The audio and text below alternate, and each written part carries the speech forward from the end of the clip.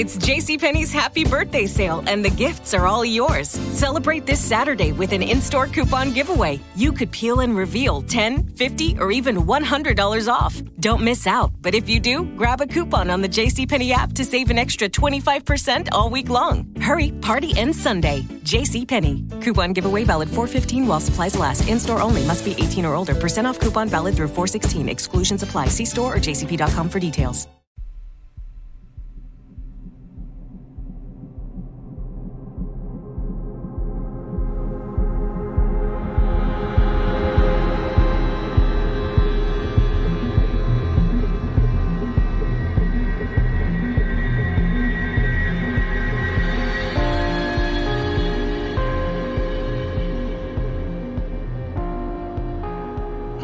Welcome to episode 146 of Real Life Ghost Stories. To kick things off this week, we need to thank our newest Patreon subscribers. I would like to thank Brian Lonsdale, Linda McIntyre, Tim Alford, Megan Croswell, Mackenzie Saxon, Alana Cook, Elizabeth Jones, Greg Gagnon, Skyla Walker, Kitty Howard, Samantha Little, White Witch, Angela Rowe, Christian Chacon, Leanne M., Bridget Curtin, Johnny, Emily Privette, Holly Blandin, Evelyn Packing-Wattick, Shelby Yu, Jasmine Folkers, Kelly Smith, and Mary Carell. Thank you so much for subscribing to the Patreon. I appreciate it so much, and I'm so thankful for you every single day. And our film review this week. Our film review is Elves. Elves was released in 2021. It has 5.5 out of 10 on IMDb and 32% on Rotten Tomatoes. It is actually a series. It has 6 episodes in total, and each episode is about half an hour long. While spending Christmas on a remote island, a family discovers that the area is populated with terrifying elves. You know what, I'm going to be really honest, I didn't have high hopes for this before I watched it. I had kind of glanced, I saw the IMDb score, the Rotten Tomatoes score, and I thought, oh, this is going to be awful. Some of the reviews were very, very aggressive about this series, but actually, it's not that bad. But I think in order for this review to make more sense, I need to pad out the synopsis a little bit. So, you have a family, a mother, father, son and daughter that go to a remote island for Christmas, and on their way to their accommodation, they hit a creature. The family think they've hit a pothole, but the daughter is convinced they've hit some sort of animal, so she goes to rescue the animal, and it is a baby elf. And now, purely based on the title of this series, I'm not entirely sure that that's in any way a spoiler. But just in case anybody thinks it is a spoiler, that is what happens in the first episode. First things first, what are the things that I liked about this series? It's very bingeable. So I watched all 6 episodes in one sitting. So that's about 3 hours of watching in or around, maybe a little bit less. And it is very bingeable. It's fast moving. It's not boring, I'll give it that. And I think 6 episodes was the perfect amount of time to tell the story that they needed to tell. I thought that the baby elf that is hit by the car, that the little girl decides to look after, was incredibly cute. I think I would probably want to have a version of that too. Kind of reminds me of like a little gremlin-y type thing. Very cute. It's got a little coconut head. I mean, it eats a cat at one point, which is less cute, but it is a very sweet little creature. I liked the folklore of it. I liked the folklore of it a lot. As you guys know, having listened for whatever amount of time, I love a bit of fairy lore. I thought the elves in this were so cool. I thought they were so well done. They were depicted as being like part of nature. They emerged from the ground. They didn't look great. They had these coconut heads, which kind of got a bit comical. But the way that they were portrayed as being almost like trees that have come to life, I thought was very original and cool. And I enjoyed watching them very much. And I liked the folklore about the elves have been there and the people on the island are there to make sure that nothing happens to nature. And that's why it is so important that the people are there to protect nature, to appease the elves. It was very interesting. I enjoyed it. There also, unfortunately, was an awful lot to dislike about this series. Mostly, I think, actually, the main character, who is this girl who's about like 12 or 13, who decides to look after this baby elf. She's very annoying. And I didn't think she was going to be very annoying when I first started watching it. And then she very quickly became and in fact, she is actually the root cause of all of the trouble in the series. Every single thing that goes wrong, she is the reason why. And it's very frustrating.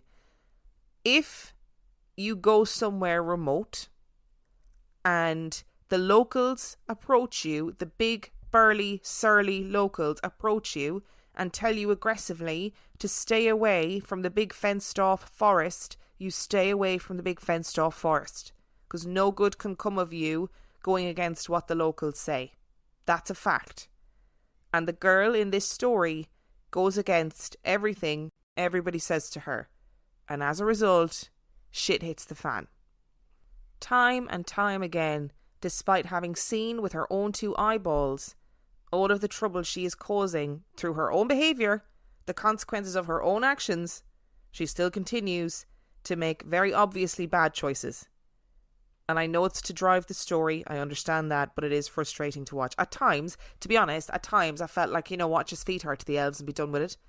Because no good can come of her in general. She's always going to make the wrong decision. She's always going to get in trouble. She's always going to piss off supernatural entities. It's just what she's designed to do. So just feed her to the elves, be done with it. On that point, there is a very refreshing part in this series where the little girl does say, "This is all my fault." And the woman of the island turns to her and says, "Yes, this absolutely is all your fault. Everything is your fault. It is your fault." And I thought, yeah, good. I'm glad somebody's told her it's her fault because she needs to know. The final thing, I guess, that I need to say that I didn't like about this series was the fact that there was very little character development. I didn't really get attached to any of the characters. That's difficult when you only have 6 episodes and they're short enough episodes. And I understand they actually just wanted to tell a story about elves and elf folklore rather than creating a drama based around the personalities of the characters. So I do understand that, but I think it's more difficult when you watch and you're not really invested in any of the characters. All in all, it's not terrible. I think I'd go as far as giving it a 4 out of 5. Is that too much? Maybe a 3.5. Like, it's not terrible. And at the moment, I am very anti-Christmas films. And this is a good antidote to Christmas films. Christmas is happening in the background of the film, but the real action is all about crazy elves in a wood. What more do you want from your Christmas? To sum it up really nicely, there was a comment on Instagram when I posted that this was this week's film review from Jerry Loves Frecky, I think is the username, and they said, "It's easy on the brain, a story as old as the hills, it's just great fun." And I think that's true. It is just silly and fun. It's predictable. It's not deep, but it's a fun watch. Today's episode is brought to you by ZocDoc. Hello. Do you like scary movies?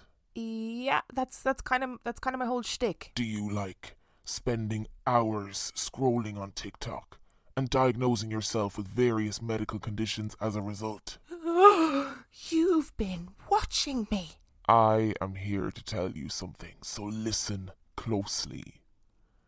ZocDoc is the only free app that lets you find and book doctors who are patient-reviewed, take your insurance, are available when you need them, and treat almost every condition under the sun. Okay, right. I'm confused. Is this not meant to be more murdery? More stabby? Yeah, I actually think I've gotten a bit of a bad rep, to be honest.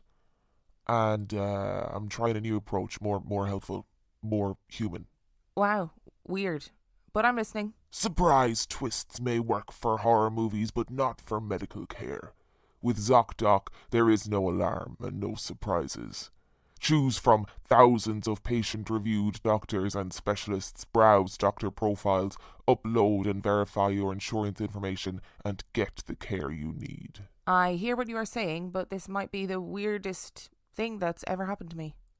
Go to ZocDoc.com/ghost and download the ZocDoc app for free. Then find and book a top-rated doctor today. Many are available within 24 hours.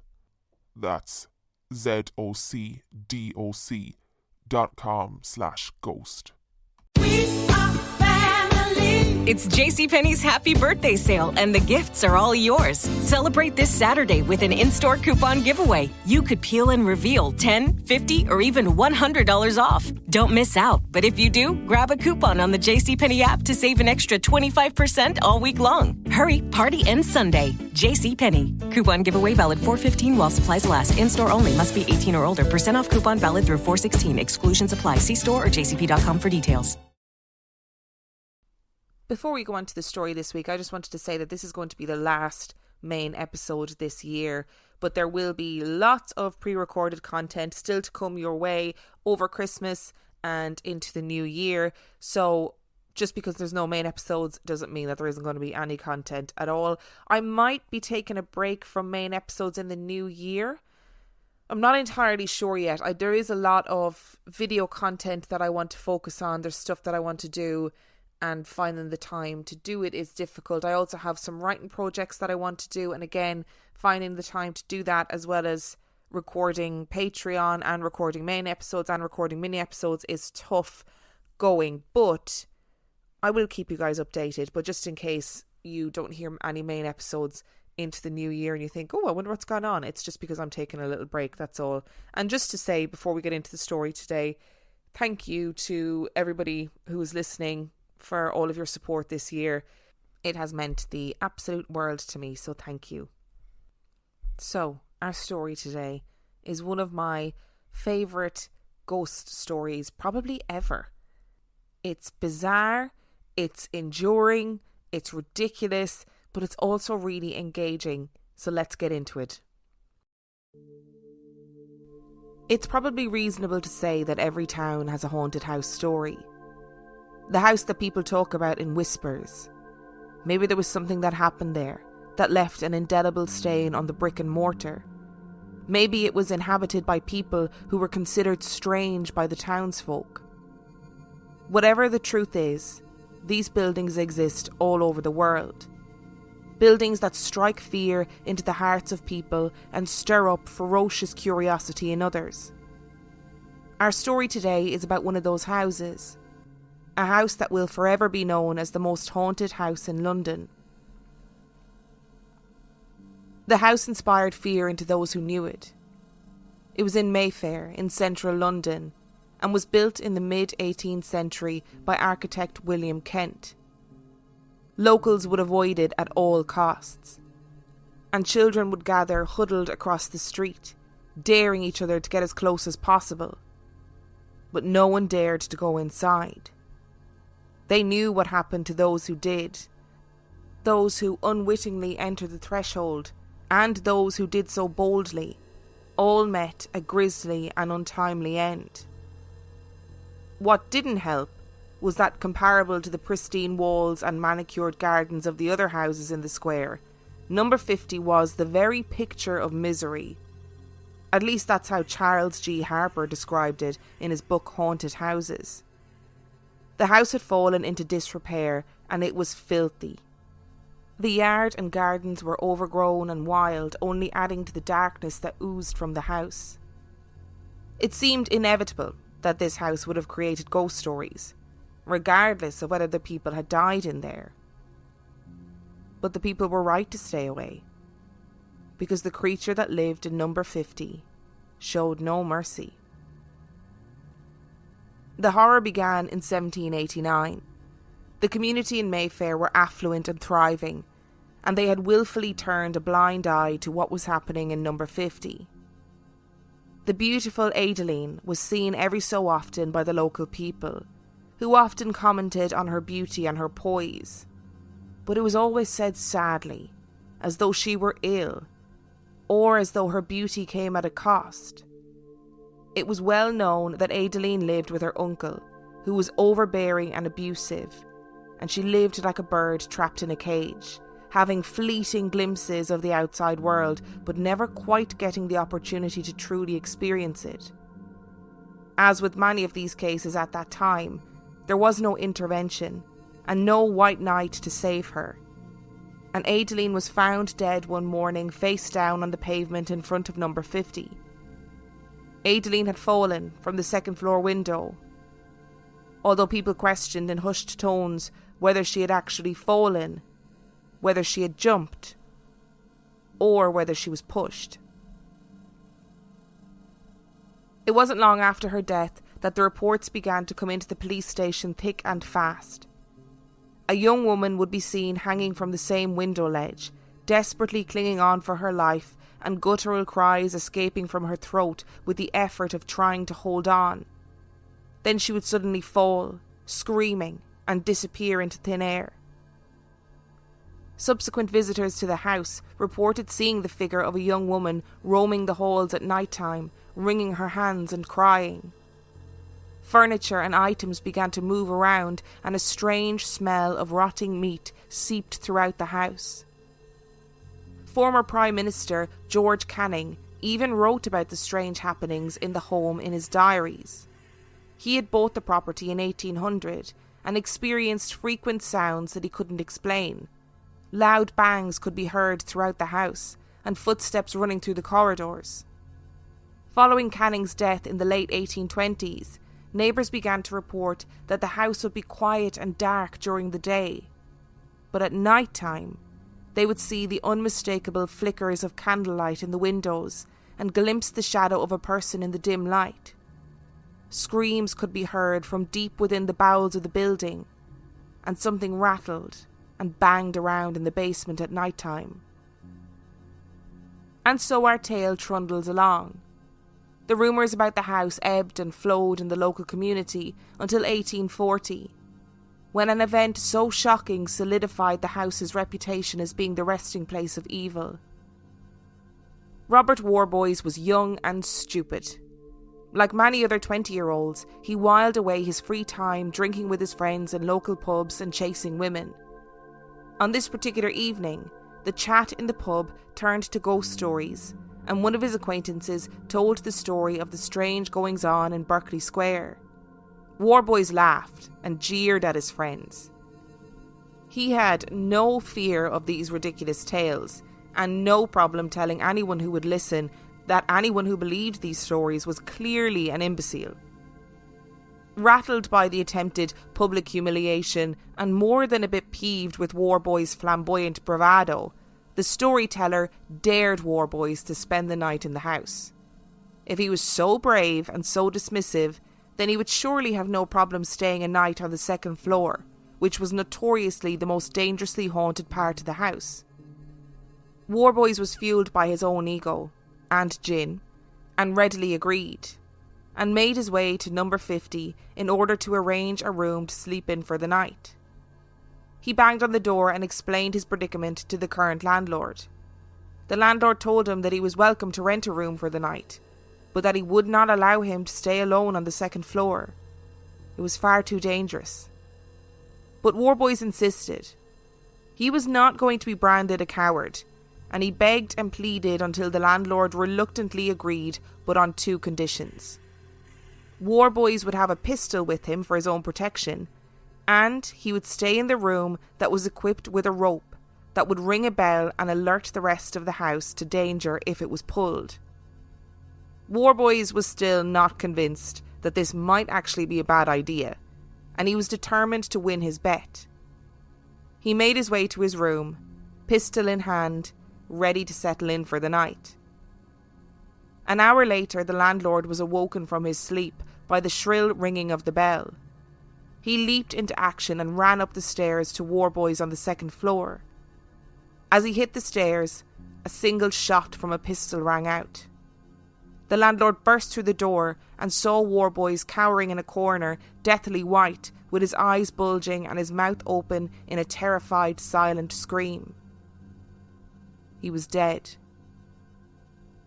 There was a bullet hole in the wall opposite him, and no obvious cause of his death. In 1859, a man named Lord Lyttelton decided that he would brave the terror of the second floor in order to prove once and for all whether the property was haunted, and if it was haunted, what it was haunted by. He went to the room equipped with a pistol. It was late that night, and Lyttelton was awoken from his slumber by an odd noise. He listened in the darkness and fumbled for his pistol. It was the sound of wet suction. There was no other way to describe it, and he arose from his bed to try and determine where the sound could be coming from. He followed the sound and was led to a corner of the room that seemed to be darker than the rest. And as he inched ever closer, a creature leaped from the darkness, causing Lyttelton to fire his pistol, staggering backwards. The creature was gone in a flash, and again the room was left with a bullet hole in the wall and a black, oozing, slimy substance on the floor. Lyttelton stood dumbfounded. He had seen the creature as it leapt.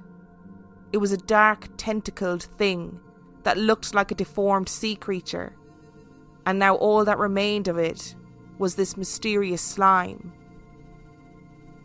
And again, the house sat quiet, empty and dark, until a man named Kentfield too became a victim of the house. Kentfield's wife was the maid of a family who had opted to rent the property at number 50. While she busied herself cleaning, she made her way into the room on the second floor. The family were alerted to something having gone terribly wrong by her screaming. They found her huddled in a corner of the room, screaming in fear and babbling about the thing that had tried to get her. She was taken away that evening by doctors to a sanatorium. Devastated, but determined to discover why his wife had been driven to madness by fear, Kentfield opted to sleep in the room. He was found dead the next morning. His wife had also died in the hospital. In 1887, number 50 Berkeley Square would strike again. The HMS Penelope had docked, and the crew members descended on London town for some revelry.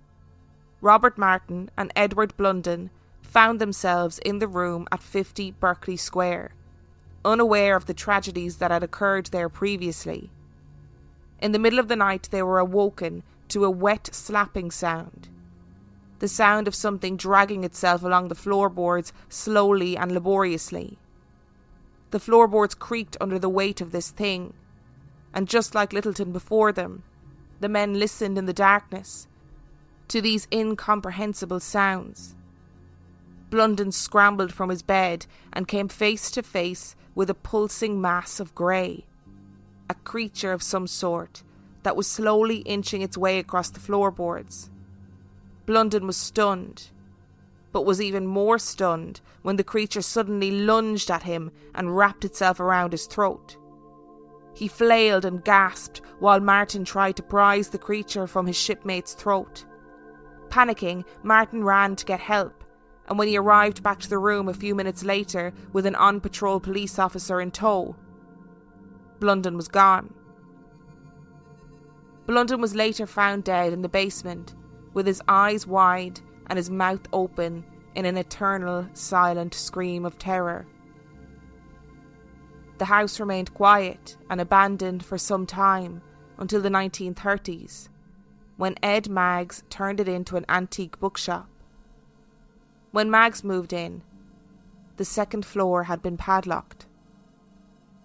It remained a bookshop until 2015. It's easy to dismiss this story as folklore, but there is something intriguing about it. As always, there are numerous theories as to what happened in number 50, if anything at all actually happened. Many people believe that the wild stories that were told were simply a cover-up for other nefarious activities.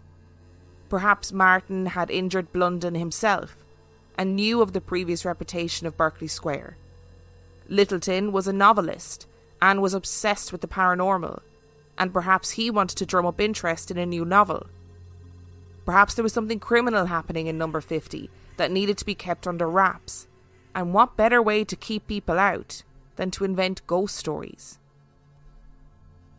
Or maybe the stories were just that, outlandish made-up tales that have been passed down from generation to generation about the creepy house in Berkeley Square.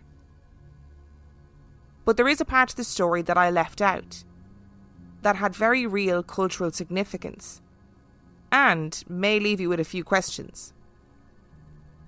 Earlier I mentioned that when ex-Prime Minister Canning had died, shadows, candlelight and screams were all reported by locals who believed the place to be haunted. But there was actually somebody there, a real person. When Canning died, the property was rented out by Elizabeth Curzon to a man named Thomas Myers. Myers was the son of a Tory politician and was described in writing as being, and I quote, exceedingly eccentric, to a degree which bordered on lunacy. Lady Dorothy Neville was related to Myers and wrote in her memoirs about what had happened to him. He had bought number 50 Berkeley Square before he got married, and he had set about doing the house up for him and his wife-to-be. She wrote that he had made every preparation to receive his bride in it, ordered carpets, pictures, china, everything. But a few days before the day fixed for the wedding, the lady to whom he was engaged threw him over and married another man. He remained there, leaving everything in exactly the same state as when he heard the news which had ruined his life. Some of the carpets were not even unrolled, and remained for years tied up just as they were when they left the warehouse. Myers had been ditched by his bride-to-be, and it completely broke him. He slept all day, and wandered the house at night, often crying and wailing. He spent an inordinate amount of time in his basement, and there were genuine concerns that he had begun practicing dark magic in his attempts to win back the love of his life. Myers' story was so strange that it is believed that he was the inspiration for Charles Dickens's Miss Havisham from Great Expectations. There was also the harrowing story of a Mr. Dupree, who rented rooms at the house and had a brother who had a severe mental illness. Rather than commit him to a workhouse or an asylum, Mr. Dupree locked him in the basement of number 50 and fed him through a hatch in the door until he died. So the people who reported screams, moans, cries, shadows and candlelight were actually telling the truth. In 1870, a W.E. Howlett wrote about the house. He said, "The mystery of Berkeley Square still remains a mystery. The story of the haunted house in Mayfair can be recapitulated in a few words. The house contains at least one room of which the atmosphere is supernaturally fatal to the body and mind. A girl saw, heard and felt such horror that she went mad and never recovered sanity enough to tell how or why. A gentleman, a disbeliever in ghosts, dared to sleep in number 50 and was found a corpse in the middle of the floor after frantically ringing for help in vain. Rumour suggests other cases of the same kind, all ending in death, madness, or both, as a result of sleeping or trying to sleep in that room. The very party walls of the house, when touched, are found saturated with electric horror. It is uninhabited, save by an elderly man and his wife who act as caretakers, but even these have no access to the room. This is kept locked, the key being in the hands of a mysterious and seemingly nameless person who comes to the house once every 6 months, locks up the elderly couple in the basement, and then unlocks the room and occupies himself in it for hours. Whatever really happened in number 50 we'll never actually know. It feels like it might be an urban legend or a case of confirmation bias, but in reality there were some very tragic and needless deaths and events that occurred at number 50 Berkeley Square, and whether the stories had a grain of truth or were purely fictional they still survive to this day. I love this story so much because it's just such a roller coaster. What starts off as a really sad story about this girl who is trapped in her house by her uncle, almost in like a Sweeney Todd, Joanna type story, and then she dies mysteriously. And you get these reports of people seeing a girl in the corridor and people things being moved around, and that's all pretty standard ghost story stuff. It comes with tragedy, it's understandable, and then you get some sort of octopus just hanging around on the second floor. It's not where you think the story's going to go, but it's where the story goes. And this tentacled being is seen by two people, at least two people, maybe three people, who knows? And three people who are of very different class groups in society at the time. So in Victorian London, the upper echelons of society would not have fraternised with the likes of lower class men who were drafted into the Navy, who were sailors. No way. So that story wouldn't have been shared between them. It's a very wild little story, and I think it's so demonstrative of how much we love stories and we love storytelling. Like 50 Berkeley Square was obviously the haunted house in Mayfair at the time, and people, I'd imagine, told their children stories about it to scare them, and then their children passed on their stories to their children. And there are so many, if you've heard this story before, you might have heard a different variation. There are so many different variations of this story. Like, for example, there's variations where Warboys doesn't die, where he actually gets really frightened and flees the house and is never seen again. There's variations where Blunden is found decapitated, or he's found on the railings outside of the house, like mangled, impaled. There's all different variations of the story. And that's because it is an old story that has been told and wasn't formally written down for a very long time. I think the real thing about this story that I think is fascinating is Thomas Myers. He is just such a strange character. And he did exist, so that's not a made-up part of the story. And he was written about in Lady Neville's memoirs. And it kind of threw a bit of sleuthing. So I don't think she directly named him in the memoirs, but I think it was very clear that the person she was talking about was Thomas Myers, and that he had lived in 50 Berkeley Square, and the fact that he was already quite an eccentric character, and then he had this massive heartbreak, and it completely caused him to have a mental breakdown, and he behaved in all these really strange ways. And then he was never seen by the people in the community. Apparently that he never went out. So it was understandable then that if you walk past this house at night time and you're seeing shadows and flickering candlelight and somebody's howling and screaming, I mean, it was Thomas Myers, but to the outside world it seemed a lot more nefarious and a lot more supernatural than that. And it is, when I read this, I read the link between Thomas Myers and Miss Havisham, I thought, wow, I've never heard that before.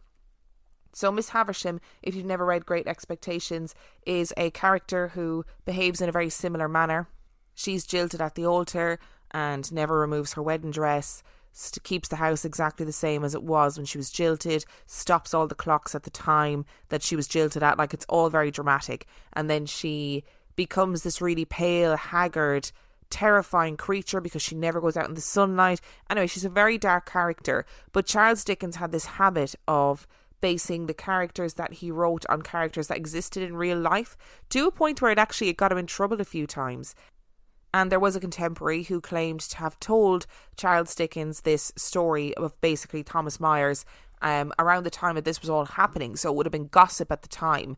And then Dickens wrote about Miss Havisham, and I just thought, wow, how interesting that this man, this character, this Thomas Myers was so bizarre that he was the inspiration for this incredibly gothic character, and a really, really dark, sad, disturbed character.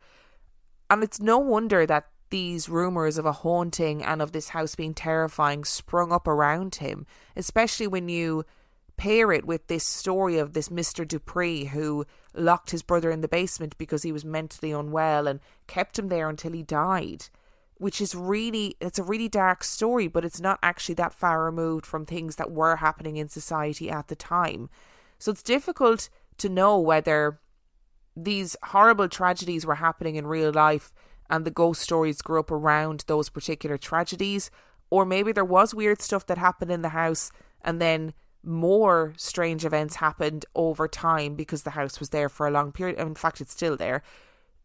Was it just compounded by years and years of strange events, of strange people that lived there, of tragedies? It's not anything to do with the house being haunted or the house being a paranormal hotspot. It's just years of living and these people who drifted in and out of the house. There are some who maintain or claim or speculate that Thomas Myers was doing some sort of ritualistic stuff in the basement to try and win back the love of his life, and that as a result the house became a paranormal hotspot, that he was directly responsible. But I feel like that might be just a little bit of a cult of the legend that grew up around him. I don't know if I was a demon, if I was reincarnated as a demon, would I want to be a demonic cephalopod? I don't think so, because it just sounds like an octopus, whatever the creature was that was apparently attacking people. I think as well there's this story, this idea that, say, Blunden and Martin, for example, had a fight and one strangled the other and the other one blamed a paranormal octopus. I don't know. I mean, we've all lied to try and get out of things, whether you do when you're a child, when you're older, whatever it is. I don't know if blaming a paranormal octopus for strangling somebody is the route that I personally would go down, to be really frank. I think it's a bit of a stretch. Unless, like I said, they were aware of Littleton's experience beforehand.